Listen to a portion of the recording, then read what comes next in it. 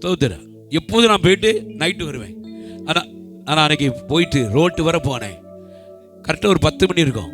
ஆண்டவர் சொன்னார் வீட்டுக்கு போகணும், உணர்த்தினார். நானும் ரவுடி குடியாரேன். ஆண்டவர் பேசுவாரா? ஏன்னா எங்கள் அப்பா அடுத்த நாள் சாக போகிறாரு. நல்லா புரிஞ்சுக்காங்கம்மா. என்னை சபிச்சிட்டார் 3 நாளைக்கு முன்ன. நாசமாக போயிடுவேன், நான் சாக போகிறேன், ஒன்னால தான் சாக போகிறேன் மேலே இல்லை காக்கா போயல இப்படிதான் சொன்னார். ஒன்னால சாக போகிறேன், நீ நல்லா இருக்க மாட்ட, என்ன வேதனைப்படுத்த, நான் ஊழியக்காரன்.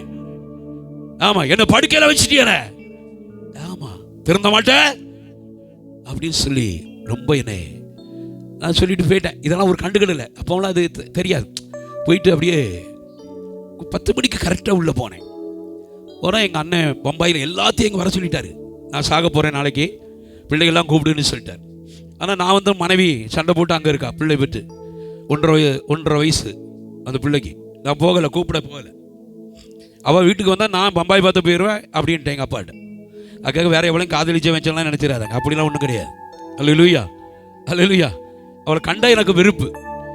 ஆமாம், ஜோம்னா வெட்டிக்கிட்டு மீச்சின கட்டில் இருந்துட்டு ஒரே மிதி தான். ஆமாம், எங்கெல்லாம் வந்து ஜோமுதா, ஜோம்னா கோயிலுக்குள்ளே போயாமலா, இங்கே ரூமுக்குள்ளே என்ன இது கட்டில் வந்து உட்காந்து ஜோமிட்டு இருக்க. ஆமாம், அப்படி தான் அடிப்பேன். கரண்ட கால் வர முடி 3 தடவை வெட்டிட்டேன் கத்திரிக்கோள் வச்சு. ஆமாம், அவ்வளோ மோசமான ஆள். அல்லேலூயா சொல்லுங்க. நான் கருப்பாக இருக்கிறதுனால எனக்கு பிள்ளை பூரம் சிவப்பாக இருக்கிறதா ஆண்டவர்கிட்ட காட்டுக்கிட்டேன். அதனால செபத்தை பொண்டாடி தேடி நார்வேல போய் கட்டிட்டு வந்தேன். அதையும் சொல்லணும்ல. அல்லேலூயா. அதே போல் பார்த்தீங்களா, என் உருவத்தில் என் சைஸில் ஒன்று கூட கிடையாது, கலரும் கிடையாது. அல்லேலூயா சொல்லுங்க. எல்லாமே அம்மா கலரு, எல்லாமே சிவப்பு. ஆண்டவரே, நான் தான் கருப்பாக இருந்தேன், எனக்கு பொண்ணு எப்படியோ வெள்ளையில் கொடுத்துட்டீரு, என் பிள்ளைகளுக்கு என்ன வேணும் அப்படின்னு சொல்லி ஆண்டுகிட்ட கேட்டு அதே போல் ஆண்டவர் கொடுத்தார். அல்லேலூயா. ஆமாம், ஸ்தோத்திரம். வீட்டில் வாரேன், ஆண்டவர் நேரம் உள்ளே போகிறேன். எங்கள் அண்ணன் வந்து எங்கள் அப்பாவுக்கு அப்படி எங்கள் அப்பா உட்காந்துக்கிட்டு இருக்காரு கட்டில், முதுவை தடவிட்டு உள்ளே அப்போ தான் போகிறான். போன உடனே, ஏலா பால்ராஜி, எங்கள் அண்ணன் பேர் பால்ராஜி, இங்கே வா, உன்னை நான் ஆசீர்வதிக்க போகிறேன், என் மனசார ஆசீர்வதிக்க போகிறேன்னாரு. ஓ, இவ்வளோ கள்ளத்தனம் நமக்கு இருக்கோ. நேராக போனேன், முட்டங்கால் போட்டேன், என் தலையில் 2 கையை வச்சாரு. நீ ஆசீர்வாதமாக இருப்பல, நீ நல்லா இருப்பல, என் ஊழியத்தை செய்வல. நல்லா புரிஞ்சுக்காங்க, ஒரு நாளும் வரமாட்டேன். ஆனால் ஆண்டவர் என்னை தூக்கி கூட்டு வராரு. போய் உங்கள் அப்பா கிட்ட என்ன செய், எந்த வாயில சபித்தாரோ அதே வாயில நான் ஆசீர்வாதத்தை வைக்க போறேன் உனக்கு. நான் உலகம் போட்டு அவர் சொல்லி எல்லாத்தையும் ஜோமணி முடிச்சுட்டு திரும்பி பார்த்தாரு. பய கெடுத்துட்டு, அயோக்கிய பேர நீ யார, காக்கா பேர நீ யார வந்து உலகால் போட்ட, என் மொபைல் மூத்தவெல்லாம் நினைச்சேன், அவன்லாம் ஊழியத்தை செய்யணும், அவனை தானே ஆசீர்வதித்து போச்சே அப்படின்னா. உடனே எங்க அண்ணன் ஓடி வந்தான். அழுத உடனே எங்க அம்மா ஓடி வந்தாவ. எங்க அண்ணன் வந்தான், முழங்கால் போட்டான். முடிஞ்சு போனது. இனி நான் ஆசீர்வாதம் பண்ண மாட்டேன், எல்லாத்தையும் அவனுக்கு கொடுத்துட்டேன். ஆமாங்க, யாக்கோபு ஈசா எப்படி நடந்ததோ அதே போல் நடந்து போச்சு. எங்க அண்ணன் அழுவுதான், நெஞ்சில் அடிக்கான். எப்பா ஒரு வார்த்தை சொல்லுங்கப்பா, எப்பா முடிஞ்சு போச்சு, தூரப்போ. எங்க அம்மா வந்து சொல்ல, எங்க பெரியவங்க மூத்த தலைவன் வீட்டுக்கு அவன் தாங்க கூடி, பா தூரப்போ.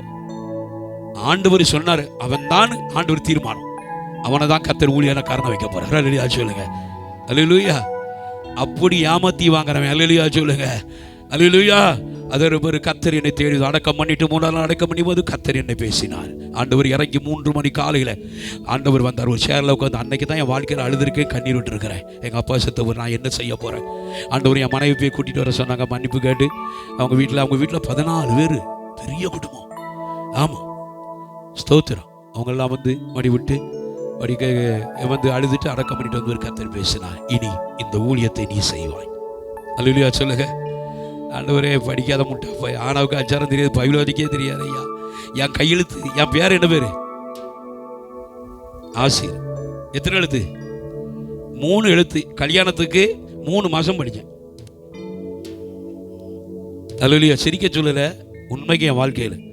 எங்கள் அப்பா சொன்னார், கையெழுத்து போடியான்னு. கை நாட்டும் போடுறது என்னை கேவலப்படுத்திடாத. நார்வேல நான் தான் பெரிய ஊழியக்காரன், நான் கன்வென்ஷன் பெற செஞ்சார், எனக்கு எடுத்துடாத.